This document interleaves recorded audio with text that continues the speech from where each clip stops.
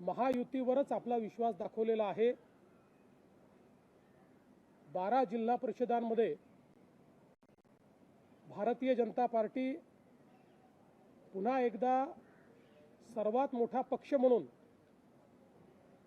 या ठिकाणी स्थापित झालेला आपल्याला पाहायला मिळतोय आणि 12ही जिल्हा परिषदांमध्ये महायुतीचीच सत्ता येईल हे आता अतिशय स्पष्ट झालेलं आहे।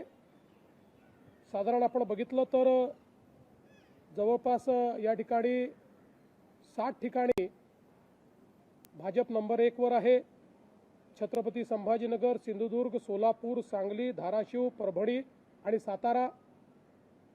शिवसेना 2 ठिकाणी नंबर 1 वर आहे, रत्नागिरी आणि रायगड।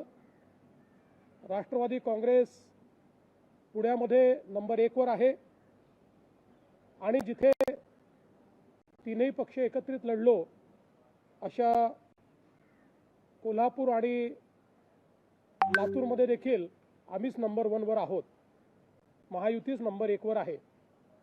त्यामुळे मला असं वाटतं की अतिशय चांगला अशा प्रकारचा हा कल समोर आलेला आहे।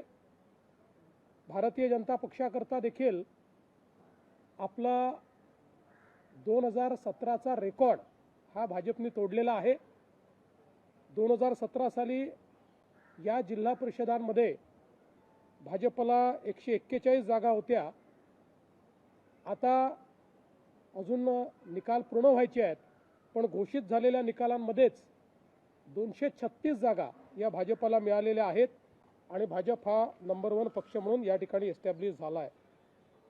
आपण जर पंचायत समितीचा विचार केला तर पंचायत समितीच्या आत्तापर्यंत घोषित जागा ज्या झालेल्या आहेत त्याच्यामध्ये 2017 साली भाजपला एकूण सगळ्या जागा मिळून 284 जागा होत्या, पण आतापर्यंतचा जो कल आहे त्यात 410 जागा भाजपला मिळालेल्या आहेत।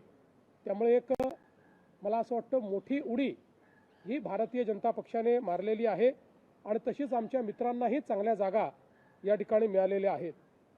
साधारणपणे आपण 125 पंचायत समितीचा जर कल बघितला तर या 125 पैकी साधारणपणे 50 या पंचायत समिती भारतीय जनता पक्षाकडे असतील, 26 शिवसेनेकडे असतील, 23 राष्ट्रवादी काँग्रेसकडे असतील।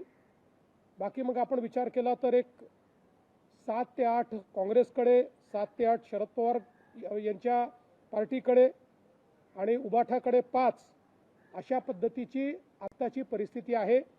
त्यामुळे इथे देखील आपण जर विचार केला तर महायुतीला 125 पैकी 100च्या वर पंचायत समिती जिंकता आलेल्या आहेत।